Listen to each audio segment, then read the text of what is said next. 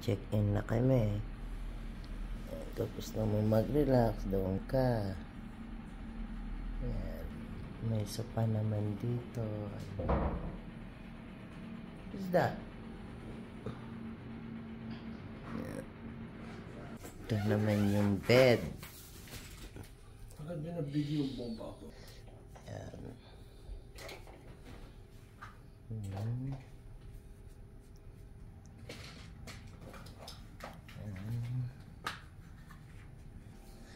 Ito ang restroom nila. Ayan.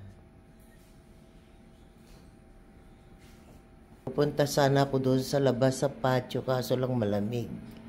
Kaya dito lang muna ang pinakasalas nila ang nai-video. So mag-i-stay kami dito na 3 days.